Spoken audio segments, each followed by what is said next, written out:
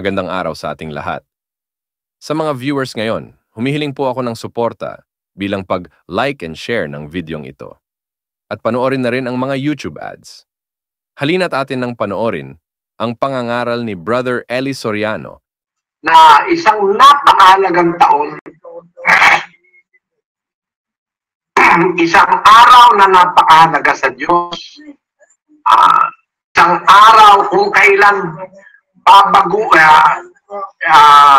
pagbabangunin ni Kristo ang lahat ng mga patay mula sa libingan. Yan ang gusto kong maintindihan ninyo ngayon, mga kapatid. Para magkaroon tayo ng ideya, ay mga kapatid, ito, basahin natin ang 20 Apokalipsis 20 versikulo 4, kapatid na Daniel, hanggang 6. At nakakita ako ng mga luklukan at may mga nagsisiluklok sa mga ito. Sila'y pinagkalooban ng paghatol. At nakita ko ang mga kaluluwa ng mga pinugutan ng ulo dahil sa patotoo ni Jesus at dahil sa salita ng Diyos. At ang mga hindi sumamba sa hayop o sa kanyang larawan man at hindi tumanggap ng tanda sa kanilang noo at sa kanilang kamay, at sila'y nangabuhay at nagsipagharing kasama ni Kristo sa loob ng 1,000 taon. Ang mga iba sa mga patay ay hindi nangabuhay hanggang sa naganap ang 1,000 taon. Ito ang unang pagkabuhay na maguli. Mapalad at banal ang makalakip sa unang pagkabuhay na maguli. Sa mga ito'y walang kapangyarihan ang ikalawang kamatayan, kundi sila'y magiging mga saserdote ng Diyos at ni Kristo at mga gaharing kasama niya sa loob ng 1,000 taon. Yan. Makinig kayo, mga kapatid, no? Mabubuhay yung mga patay, unang mabubuhay maguli. Sabi, yung mga pinatay dahil sa salita ng Diyos, yung hindi sumamba sa hayop, hindi sumamba sa larawan ng hayop, hindi tumanggap ng tanda ng sa loob kanang kamay, sila'y nakabuhay na nagharing kasama ni Kristo sa loob ng 1,000 taon. Kailan mag-uumpisa yung 1,000 taon? Pagkabuhay na maguli nung nangamatay kay Kristo. Umpisa yun ng 1,000 taon. Yung ibang patay, hindi mabubuhay hanggang sa maganap yung 1,000 taon. So mga kapatid, pagkatapos ng unang pagkabuhay na maguli, bibilang ka sa 1,000 taon, at doon sa katapusan ng 1,000 taon, mabubuhay naman yung iba pang patay. So, dalawang pagkabuhay. Una at huli. Ang pagitan, 1,000 taon. Tama ba ngayon ang sabi ni Kristo na yung sasampalataya sa Kanya ay Kanyang ibabangon sa huling araw? Tama. Kasi ang huling araw, yung huling 1,000 taon sa kasaysayan ng tao. Merong huling 1,000 taon. Huling araw, kasi ang isang araw sa Panginoon, katulad ng 1,000 taon, ang 1,000 taon katulad ng isang araw, sabi ni Pedro. Mag-uumpisa yung huling araw o huling 1,000 taon sa pagkabuhay na maglilong kay Kristo. At mabubuhay yung hindi kay Kristo sa katapusan ng 1,000 taon. Di mabubuhay lahat sila sa loob ng isang araw. Nakuha mo punto ko, kapatid na Daniel. Po, kapatid na Eli, nakapaloob po yung pagkabuhay nilang pareho doon sa isang araw. Kasi po, mag-uumpisa po yung huling araw na yon doon sa pasimula ng 1,000 taon. At matatapos naman din po yun doon po sa katapusan ng 1,000 taon. Kung saan ay mangyayari naman kung bubuhayin naman yung pong hindi nabuhay doon sa unang pagkabuhay na maguli noong mga namatay kay Kristo. At yun po'y nakapaloob doon sa isang araw, na yung isang araw po na yon, sabi nga po ni Pedro, katulad ng 1,000 taon. Kaya po yung isang araw na yon pala ay 1,000 taon ang pinag-uusapang nakapaloob dun po sa huling araw na yon na isang buo. So yung lalabas po na yung huling araw ay kinapapalooban po ng 1,000 taon. At yun po, magkatulad lang po yun sa Diyos o sa Panginoon, kapatid na Eli. Ang ganda-ganda nun, ano, kapatid na, ano din, ano? Ang ganda nun, ano? Opo, kapatid na Eli. Sagot po yun doon sa siya aking ibabangon sa huling araw, sabi ng Panginoong Jesucristo. Doon sa 6:40, 44, tsaka yung iba papunta latang binasa natin. Kasi Brad Rodel, kasi nung araw, sa panahon ng Kapatid na Perez, akala namin, ibabaon sa huling araw, abay, pagka bumaon ng patay, huling araw na, tapos na. Okay. Yung din ang paniwala ni Manalo. Pag nabuhay na maguli, ang mga patay, tapos na. Kaya wala nang ibang sugo pa.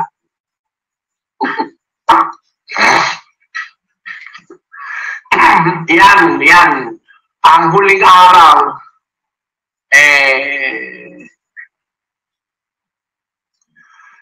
alam nyo, napakalaking diskusyon yan sa mga reliyon pagka nabuhay ng mga patay, huling araw na. Pag nabuhay na yung mga patay na kay Kristo, hindi naman huling araw pa dahil may 1,000 taon pa Pero tama, sabi ni Kristo, ibabangon ko siya sa huling araw. Mula sa pag-uumpisa ng isang huling araw na yon, papabangon na yung nauna, yung mga namatay kay Kristo, unang mabubuhay yon. Yun ang umpisa ng huling araw o ng 1,000 taon. Na pagkatapos na 1,000 taon, mabubuhay naman yung mga hindi nakasama sa una. Ngayon, eto mga kapatid, ewan ko kung naintindihan ako ni Sis Luz, yung huling araw na yun. Naintindihan mo, Sis Luz? Yun nga po, Brad Eli, iniisip ko nga po, yung sinasabi nyo, kung tama po yung pagkakuha ko, na yung lahat na yun, yung first resurrection. Teka mo na, hindi mo pa pala nakukuha. Teka mo na, wag muna ikaw, baka magulo. Yan ang gawa mo, panggulo O hindi mo nakukuha Ikaw ngayon, kapatid na, ikaw nga kapatid na Josel, ano ang pagkakuha mo? Opo, Brodel. Hindi na ni kapatid sa Daniel pero may alinlangan pa si Jesus Biya mo muna alinlangan niya, masyahan muna siya. Ano po na ako nga din. Yun pong 1,000 taon, nakapaloob yan sa isang araw na sinasabi kung saan nga po bubuhayin yung mga patay, lalo na po itong mga kay Kristo. Inclusive po pareho yon. Bago po yung 1,000 taon, yung mga kay Kristo na nabuhay mga Kristiyano. Sa dulo po ng 1,000 taon, may pagkabuhay din po doon yung mga sumampalataya, yung mga magiging dapat din. Pero itong huling 1,000 taon na ito, siya po ngayon ang nakapaloob doon sa tinatawag ng huling araw. Kaya ganun po siya, pasok po siya, kapatid Nelly. Wala naman kasing difference po sa Diyos Yung 1,000 years and one day, it's just the same. Kaya itong huling 1,000 taon, siya rin isang na tinutukoy na huling araw. Dahil pwede naman po nakapaloob yun. Katunayan, mangyayari nga po yun Yung mga mag-aaring kasama ni Kristo sa umpisa ng 1,000 taon, bubuhayin na po yun. So, start na po yun. Sa dulo naman, huling araw. Opo. Pagkabuhay na nila, start na ng huling araw. Pag natapos na yung 1,000 taon, mabubuhay naman yung iba. Yun naman ang katapusan ng huling araw. O di parehong nasa huling araw yon yung pagkabuhay. Sakto po. O ano ngayon, ang duda mo, Sis Luz? Wala po, Brad Eli, yun din po yun. Yun din po, ang nakuha ko nga, na ang huling araw pala, dahil nga yung 1,000 years, yun yung papatak na huling araw, yung unang pagkabuhay sa umpisa ng 1,000 taon. Tapos, yung huling pagkabuhay sa huli naman o sa katapusan naman ng 1,000 taon. Kaya iniisip ko yung sinasabi nyo na nakapaloob lahat doon, lahat ng mga patay mabubuhay na, kasi nga yung first resurrection at saka yung second resurrection, nakapaloob pala doon sa isang huling araw na yon na 1,000 years. Kasi dati po, hindi gano'n ang pagkakaintindi ko rin. Ang intindi ko noon, pagkatapos na nung 1,000 taon, parang hiwalay, kumbaga malayo ang pagitan noon sa pangalawang resurrection. Ganon po, Brad Eli. Hindi nga po, nakapaloob lang siya doon kasi yung mabubuhay na mag-uli sa una, sa umpisa, pag nabuhay sila, yun ang start. Para wag kang maguluhan, wag mo munang pansinin yung huling pagkabuhay. Ang sabi ni Kristo, yung mga namatay sa kanyang mga lingkod na sumampalataya sa kanya, ibabangon ko sa huling araw.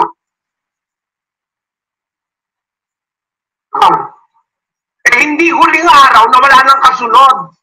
Kasi yung huling araw na yon, bubuuin nyo ng 1,000 taon. Kasi para sa Panginoon, ang isang araw kagaya ng 1,000 taon. Ang 1,000 kagaya ng isang araw. Naintindihan mo ba, Brad Sally? Opo, kapatid na Eli, kaya palakpak po ako ng palakpak dito. Kasi naintindihan ko na yung sinabi. Hindi palakpak mo eh. Hindi ko narinig palakpak mo. Ba't walang sound? Ang sarap po kasi kapatid na Eli. Yung premise nyo kanina naintindihan kaya ni Martha at ni Maria yung sinabi ni Kristo ng huling araw. Kasi nadidig nila sa ating Panginoon sa Kristo yung sumasampalataya sa Kanya, ibabangon sa huling araw.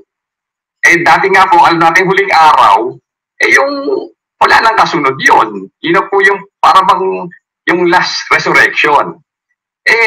Sinabi niya sa huling araw, ibabangon niya yung mga sumampalataya sa Kanya.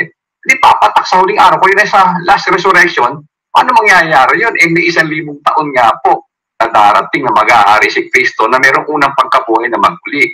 Ngayon po na-resolve na maliwanag kapatid na Eli, na yung sinasabing huling araw, meron palang umpisa ng huling araw. At yun nga po huling araw na yon, kasi kinakalimutan mo na ang isang araw, binubuo ng araw at gabi, 12 oras sa araw, 12 oras sa gabi. 24 hours yun. Siyempre, in 24 hours, may umpisa at may katapusan para makabuo ka ng isang araw. Akala natin, yung isang araw, nakatapusan ng lahat. Doon niya ibabangon yung kanyang mga lingkod sa huling araw. Di mawawalan na ng bahagi ang 1,000 taon. Kung huling araw na yun, wala nang kasunod. Yung pala, pakahulugan ni Pedro, yung 1,000 taon, pareho lang yun ng isang araw. At ang isang araw, pareho 1,000 taon. Kaya sabi ni Kristo, ibabangon ko yung mga lingkod ko sa huling araw. Ibig sabihin, pag nag-umpisa na yung huling araw o 1,000 taon, doon magaganap yung pagbabangon ng mga unang mababangon. At yung unang mababangon na yun, maghaharing kasama ni Kristo sa isang araw o sa 1,000 taon. Nakuha mo na, kapatid na Sally. Opo, maliwanag na po yung kapatid na Eli. Na yun talagang isang araw na yun po yung 1,000 taon nga po sa Diyos. Kaya nga po, hindi naman dapat mainip sa Diyos eh.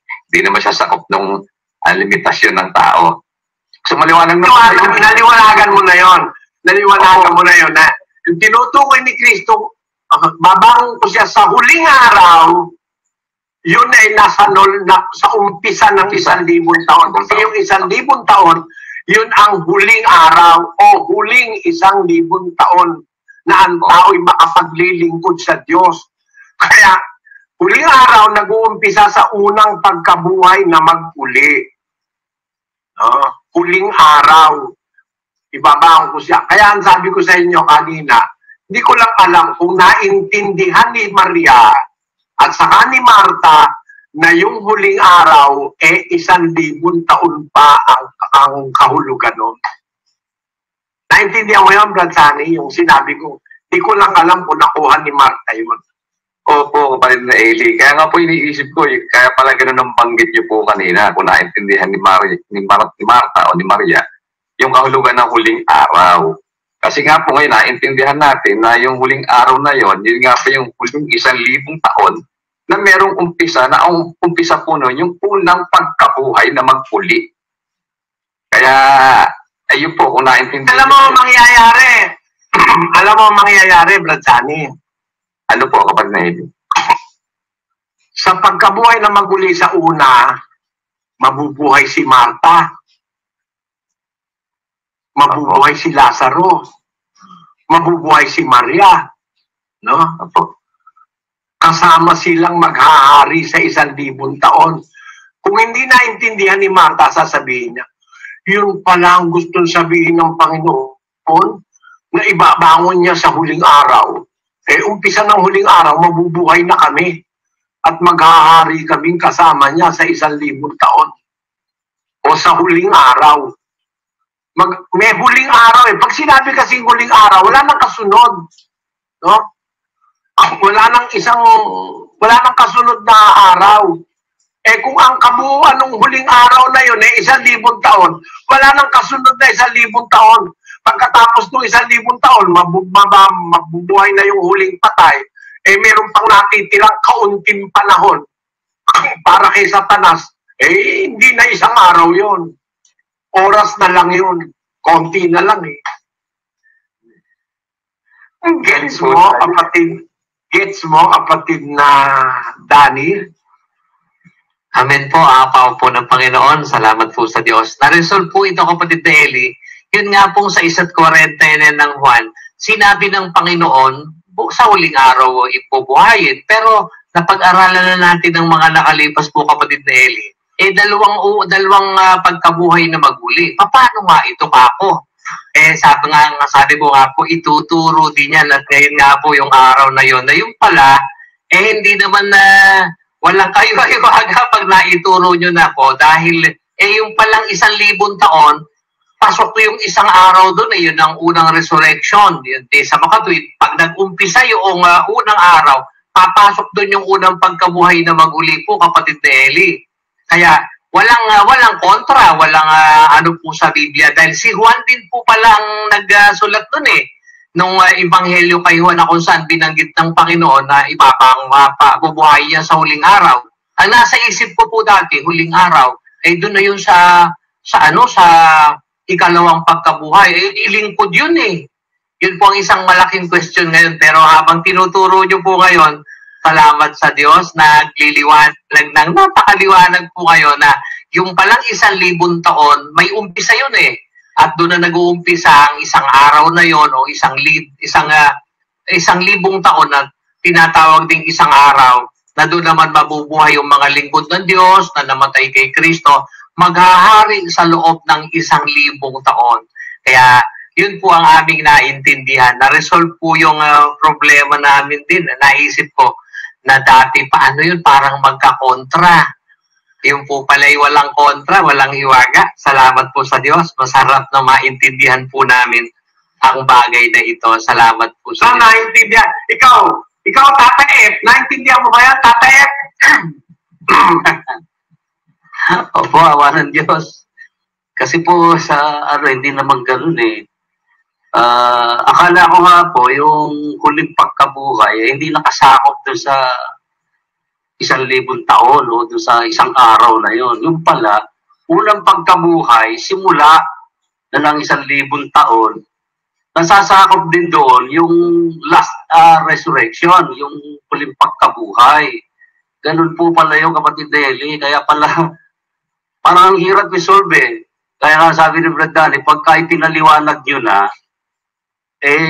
madali na. Naiintindihan ng maliwanag, kapatid Eli. Salamat po sa Diyos na solve po ito. Dahil ang hirap kasi pagka itong na ito, ang hirap isipin ngayon, salamat po sa Panginoon Diyos na ipaliwanag niyo na po sa amin. Yan po, kapatid Eli. Brad Resty, naintindihan mo Opo, kapatid Eli, awa po ng Panginoon. Salamat po sa Diyos. Na yun po palang sa loob ng 1,000 taon, magaganap yung dalawang pagkabuhay na maguli. Yung unang pagkabuhay, yun po yung pagkabuhay ng mga nangamatay kay Kristo na simula po na 1,000 taon. yung magaganap yung pagkabuhay sa huling araw. Hindi pong ibig sabihin ng huling araw, wala nang kasunod. Kundi yung huling araw, binuo na 1,000 taon. At bago matapos po 1,000 taon, doon naman nabubuhay po yung mga patay na hindi nabuhay na nakasama doon sa unang pagkabuhay. Kaya, yun naman po 1,000 taon na yun, kaya naman 1,000. Hindi naman po ibig sabihin ay 1,000 taon, kaya naiinip yung iba. 1,000 taon po, pares lang sa Panginoon yun isang araw. Kaya lang po naiinip yung iba kasi nga tao, laman. Sa Panginoon, walang problema yun. Kahit 1 billion pa, kahit 1 million pa, pare-pares lang po yun. Ito po ay, hindi po ito naturo ng kahit sino Hindi ko rin po napakinggan ito sa mga pinanggalingan o relihiyon. Ito lang po sa ating talaga. Salamat sa Diyos. Maliwanag po ngayon, kapatid Nelly, na hindi pag sinabing huling araw, hindi ibig sabihin wala nang kasunod. Kundi yung huling araw, yun po'y binubuo ng 1,000 taon. Yun po, kapatid Nelly. Basahin natin ngayon, kapatid na Daniel, ang 5:28-29 ng Juan. Huwag ninyong ipanggilalas ito sapagkat dumarating ang oras na ang lahat ng nangasalibingan ay makaririnig ng kanyang tinig at magsisilabas. Ang mga nagsigawa ng mabuti ay sa pagkabuhay na mag-uli sa buhay, at ang mga nagsigawa ng masama ay sa pagkabuhay na mag-uli sa paghatol. May napansin ka dyan, kapatid na Joseph? Ito pong sinasabi nga po, kapatid Nelly, na pagkabuhay na mag-uli, darating kasi ang oras na ang lahat ng nasa libingan makakarinig ng kanyang tinig. Pagsisilabas ang mga nagsigawa ng mabuti sa pagkabuhay na mag-uli sa buhay, at ang mga nagsigawa ng masama ay sa pagkabuhay na mag-uli sa paghatol. Connected po. Yung pagkabuhay na yan, magkasama yung masama at mabuting mabubuhay. Opo. Tama? Opo. Tama? Opo. Hindi sa huling araw yan.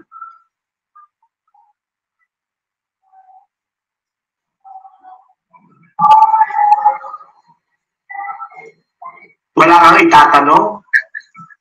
Bakit po hindi sa huling araw ito, Brad Eli? Basahin mo yung 28. Ikaw na bumasa para mapansin mo. Opo. Huwag ninyong ipanggilalas ito sapagkat dumarating ang oras na ang lahat ng nangasalibingan ay makaririnig ng kanyang tinig at magsisilabas. Oras na lang pala yan Oras na lang yan ng huling araw. Opo. Kapatid na Daniel. Opo, oras na lang po yun nung huling araw. Hindi na po siya. Oras na lang yan ng huling araw. Opo, oras. Hindi na araw yan, oras na lang. Opo, oras na lang siya ng huling araw.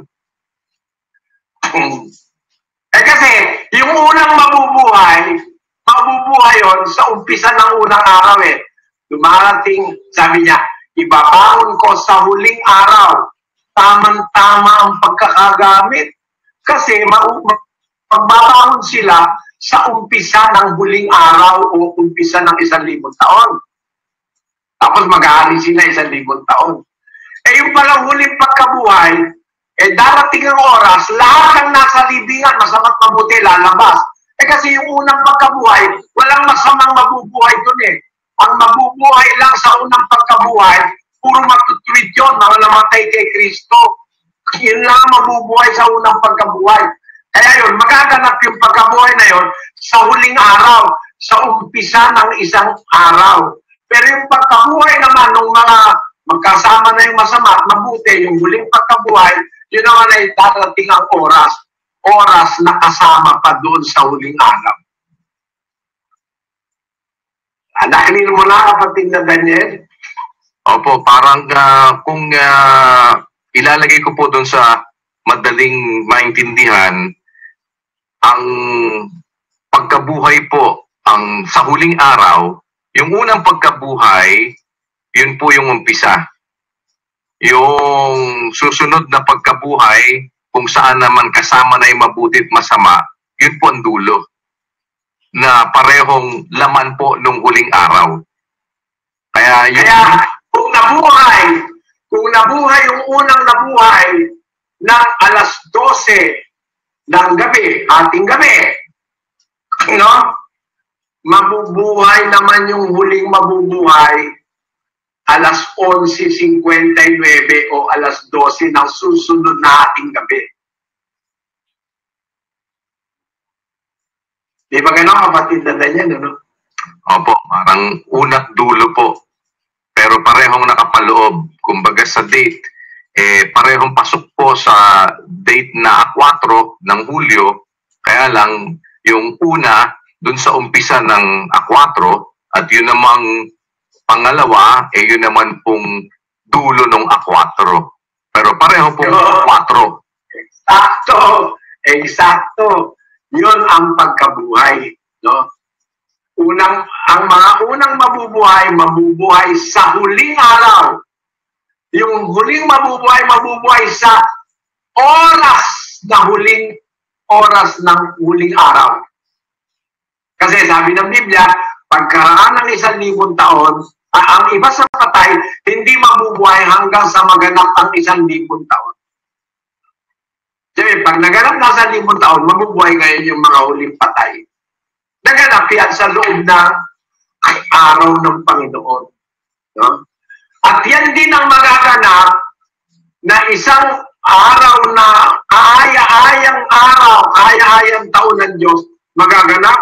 Diyan din magaganap yung pagkalipon ng mga taong masasama sa araw ng Panginoon. Magaganap yan sa isang araw eh. No? Kasi immediately pagkatapos na 1,000 taon, papawalan si Satanas, konting panahon lang yon. No? Kung ikukumpara mo sa araw, yung oras na lang yung kay Satanas na yon. Titipunin niya sa pagbabaka. Ayun na. Ultimo ora. Titipunin niya na sa pagbabaka. Uulan sa langit ng apoy. Parang, ewan ko kung nakukuha niyo ang punto ko, pero pag sinabi ni Kristo, dapat paniwalaan natin na mabubuhay ang kanyang mga lingkod sa huling araw. Huling araw, pero hindi huling-huling talaga na, kundi meron pang magaganap na 1,000 taon. At yung 1,000 taon na yon, katumbas ng isang buong araw. No? Ano ba yung ating paksa, kapatid na Daniel? Pakiulit.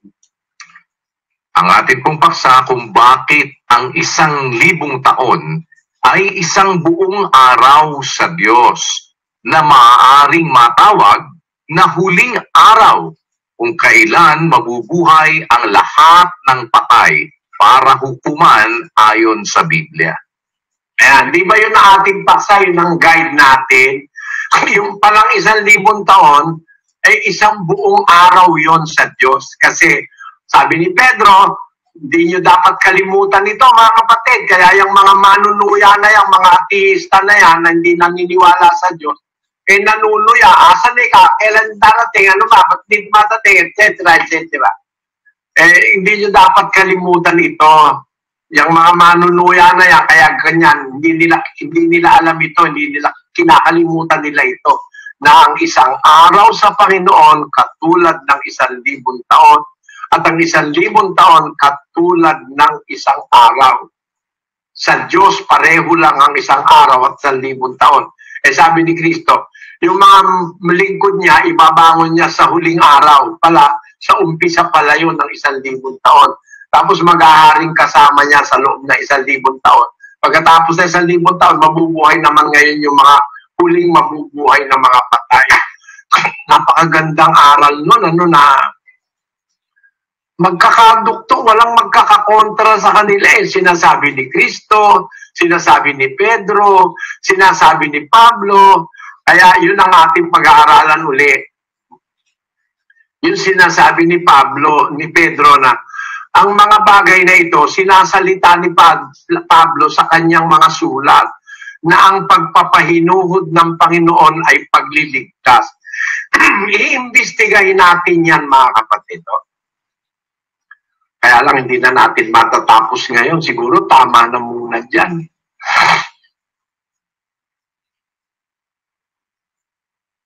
Alas 11 na pala dyan sa Pilipinas, ano? Kapatid na Josel. Pero meron ka namang napulot nito araw na ito. Napakaganda po nito, kapatid Nelly. Talagang ma-appreciate mo po. Gawa ng Diyos. Pagpapaunawa ng Diyos sa inyo para maitawid sa amin. Yun lang pong nag-solve po yun eh. Yung sinabi nyo kanina, lalo pong gumaang intindihin. Yung sabi nyo nga, si Marta, si Maria, si Lazaro. Kailan ba yun mabubuhay? Di ba ibabangon sa huling araw? Pagka iniisip mo po na yung huling araw na kung kailan sila ibabangon, 24 hours yon na wala nang kasunod, mali eh. Kasi bago po ang 1,000 years, kasama sila talaga eh. Kristo po sila eh.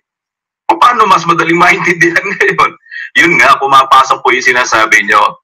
Yung 1,000 taon, pareho lang yan sa isang araw sa Panginoon eh. Kaya siguro para mas madali, sa akin po, mas naintindihan kung ganun ngayon, tinanggal kong isipin na yung isang araw ay 24 hours, comprising of hours and minutes. Hindi.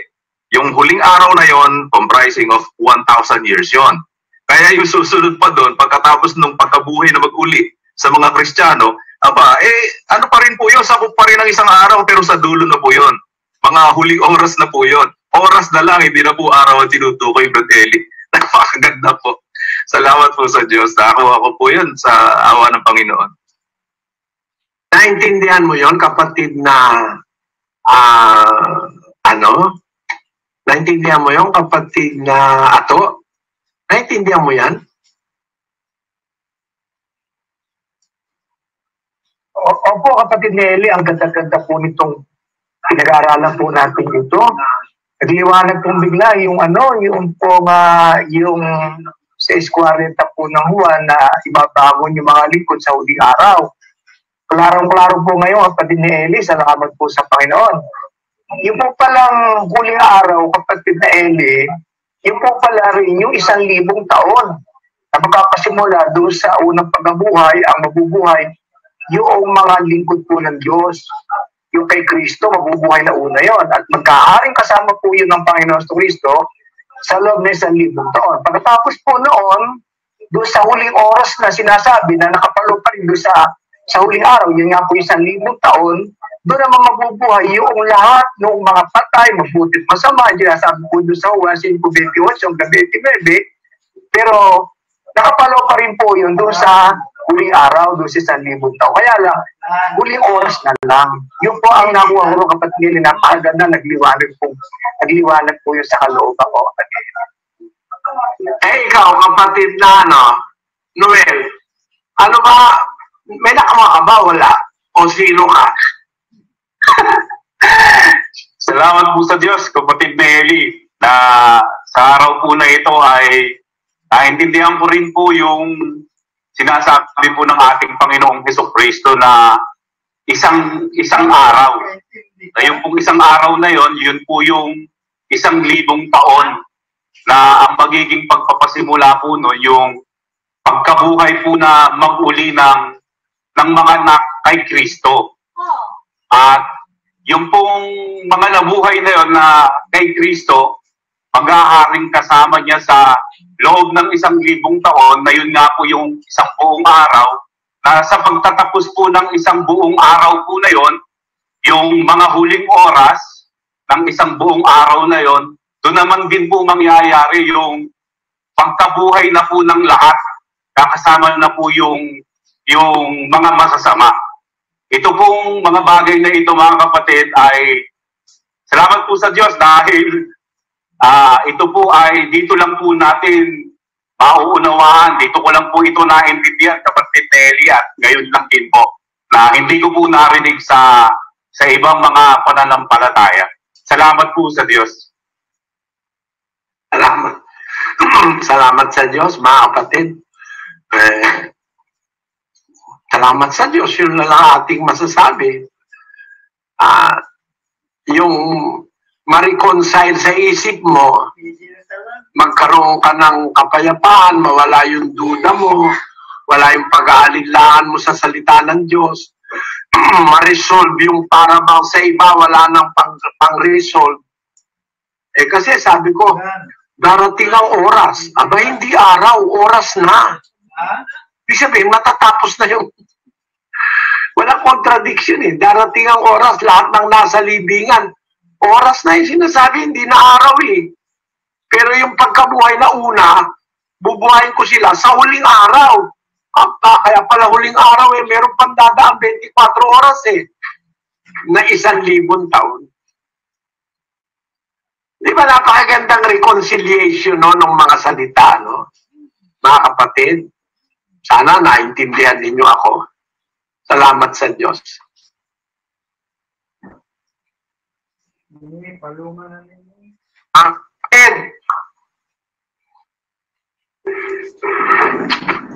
Bukas po ulit, kaya absent, oh. Hindi pa tayo tapos dito sa ating pinag-aaralan. Wala na lang tayong sapat na oras. Kasi natutunan ko po kay San Pablo na lahat ng mga anggulo, maliwanagan, kaya nung ating napag-aralang mga nakaraan, pati yung hindi inaasahan mo na sasabihin niya, sinasabi niya kasi gusto niya lahat mga anggulo maintindihan ng kapatiran. Bukas po, kung lolobin ng Diyos, pagpapatuloy natin itong ating pinag-aaralan.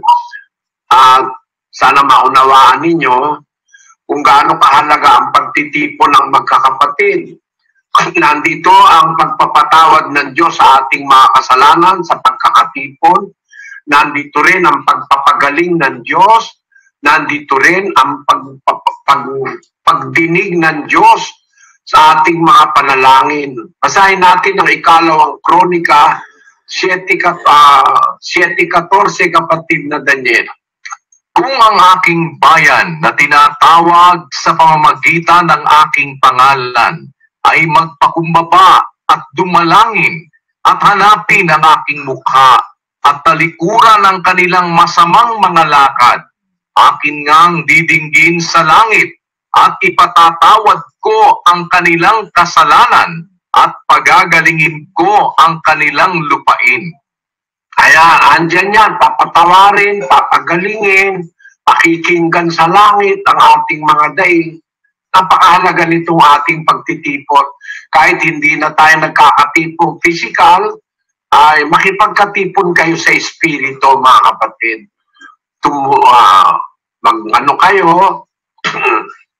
Mag-connect kayo sa internet.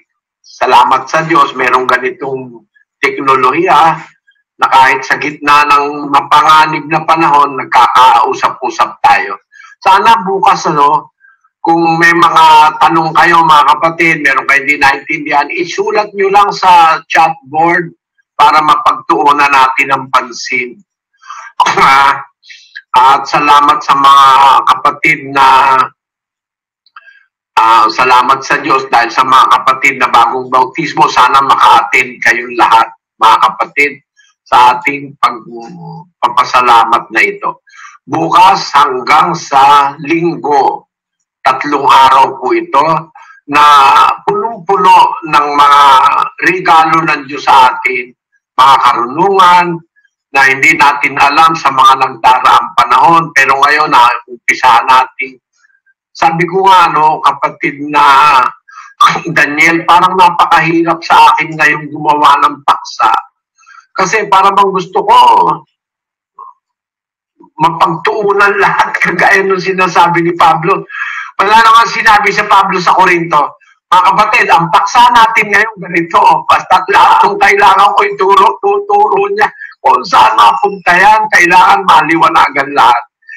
Gaya ng ating teleserye ng ikalawang Corinto. Yun na siguro ang maganda na ating matutunan. The way the apostles are teaching, the way the Lord Jesus Christ is teaching people doon sa iba't ibang sangay ng karunungan sa kanilang pagsasalita. Akala mo random lang, akala mo basta binanggit lang, pala kadugtong. Eh, sinasabi ni Pedro, maintindihan mo ba yun? Paano mo maintindihan yun na yung sinabi ka nung manunuya mula nung pasimula ng paglalang hanggang ngayon. Ba't siya sinasabing panunuya yun? Kasi hindi totoo yun eh. Na hindi totoo na walang nagbabago mula nung pasimula ng paglalang.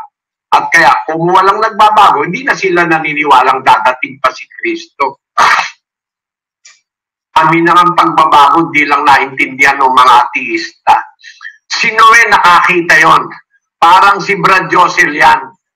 Nakakita ng Pampanga bago ang lahar.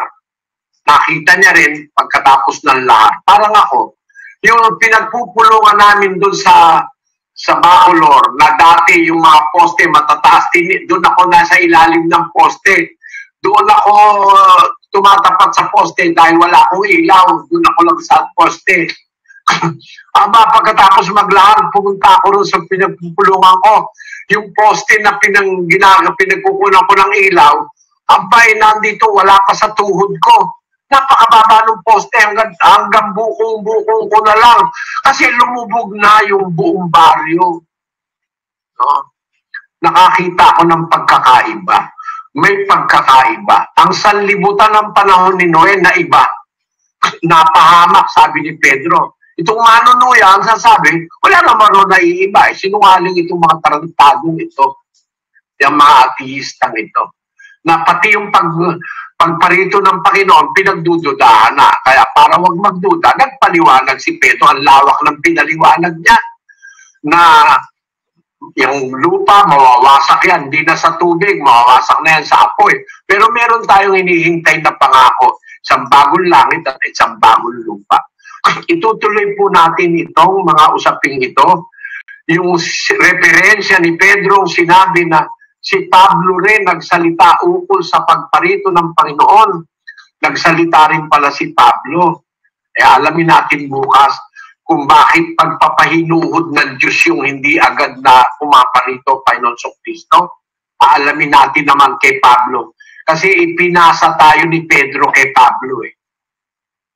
Huwag niyo kalimutan, 3:15 ng ikalawang Pedro, ipinapasa niya tayo kay Pablo. Sundan natin siya.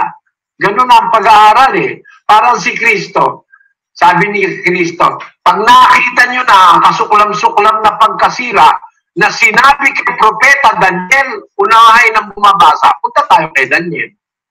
Nung pumunta tayo kay Daniel, sabi naman ni Daniel, yung kasuklam-suklam na pagkasira, naunawa ko yan sa pamamagitan ng aklat kay Propeta Jeremias. Bakit tinuro naman si Jeremias? Punta natin si Jeremias para mabuo istorya. No?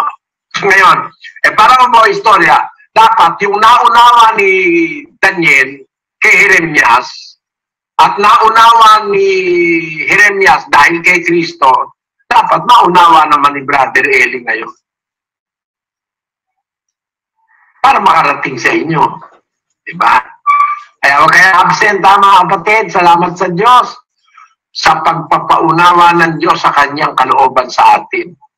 Malay natin, nag-uumpisa na yung kasi nananalasa na yung kabayong maputla eh. Malay mo. Dapat maunawa natin. Pag naunawa natin, magkakaroon tayo ng kapayapaan. At ang kapayapaan na yan, kapayapaan ng Panginoong Yesus. Na walang kaparehong kapayapaan. Wala ka nang alam agam-aga, hindi ka na natatakot, hindi ka na nag-aalala, hindi ka na nadidepress, wala ka mang makain. Yung iba, wala kaming kakainin bukas. Huwag ka matakot, maganda yun, parang makapag-ayuno ka. Bukas ka lang pala walang kakainin eh. Di ba? Kung halimbawa, sa linggo ka walang makain, maswerte ka pa rin. Bakit? Si Kristo, 40 araw hindi kumain eh. Ikaw, nakakaisang linggo ka lang, nagre-reklamo ka na. Huwag kang magreklamo. Hindi papabayaan ng Diyos ang kanyang lingkod. Kung pinabayaan kanyang magutom, ibig sabihin nun, sa ikabubuti mo yon. Sapagkat lahat ng bagay gumagawa ang magkakalakip sa ikabubuti ng nagsisiibig sa Diyos. Magutom ka man, maganda pa rin. Bakit? Nakapag-ayuno ka. Kasi kung hindi ka naman gutumin ng Diyos, di ka naman mag-ayuno, takaw mo kasi eh. Diba? Ganun yun. Mga kapatid, bukas na mag-aaral tayo uli na meron akong pinapatanong sa iyo, kapatid, na kapatid na Rodel Dapat tanong ko kay Buddy, wala akong feedback Pero kasi kung mabanggit nung araw na ipinapanood ko sa kanya, pinapatanong ko kung natatandaan mo. Mag-usap nga kayo ni Buddy. Mga kapatid, magandang araw sa inyo. Salamat sa Diyos, sa lahat ng dumalo, sa iba't ibang mga dako. Hindi natin alam lahat ng dumalo, nakinig, makita ng television, satellite, etc. Pero meron tayong record sa internet, 132,000 mahigit ang nakakonekta sa internet. Hindi natin alam kung bawat lugar na yon isang tao lang. Maaaring 5, 10. No? Pero ang reported sa atin ay 132,189. Salamat sa Diyos. Sana madagdagan pa bukas kung loloobin ng Panginoon. Magandang araw sa inyo lahat.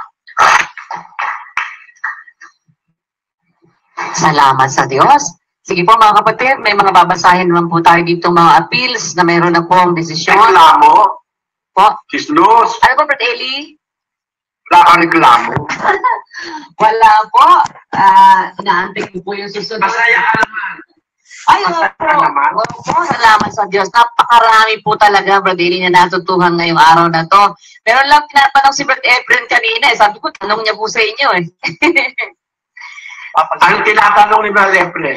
Yun nga po, Brad Eli, yung unang, yung pong pagpapawala kay Satanas. Kasi ang pagkakaintindi ko po doon, yung pa rin, yung unang pagkabuhay na maguli sa start ng 1,000 taon.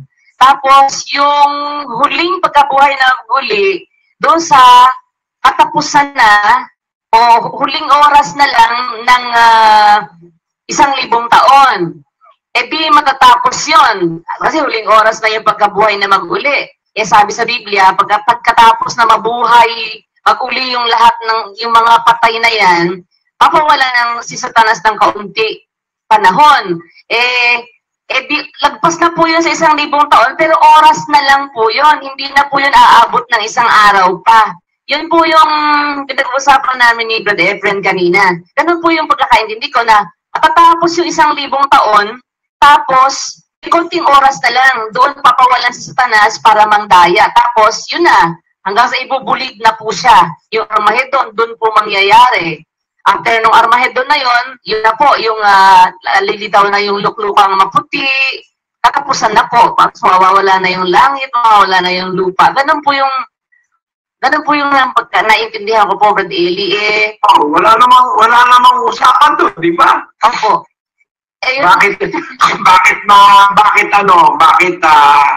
Bakit pawawalan si Satanas ng kaunting panahon? Kung ilalagay mo sa ideya ng isang araw, oras na lang yun. Talagang para siya lalabas siya sa bilang para maya sa mga bansa sa 4 na sulong ng lupa, sagog at samagog. Dapat, buhay na patay niya kung mahuling pagkabuhay, buhay na. Para madaya niya yung mga bansa sa 4 na sulong ng lupa. Buhay na niya ng mga patay. At ang madadaya niya dyan, yung talaga walang pananampalataya. Yung kaya hindi nasama sa unang pagkabuhay, hindi naman namatay kay Kristo. Hindi naman sumampataya kay Kristo. Kaya mga sasama, yan ang mga hindi nasama sa unang pagkabuhay At yun ang sasamantalahin ni Satanas. Hindi naman siya magdadaya na yung mga patay na masasama ay buhay pa. Siyempre magdadaya siya. Pag yung mga patay na masasama, nabuhay na uli. Yung na madadaya niya Diba? At saka yung mga ayaw sumampalataya kay Kristo sa nalolooban ng 1,000 taon. Yun ang mga pagdadadayain niya. Naintindihan mo ba yan, Siklos? Opo, awa ng Diyos. Naintindihan ko po. Salamat sa Diyos. Napakaganda po nito. Bukas uli.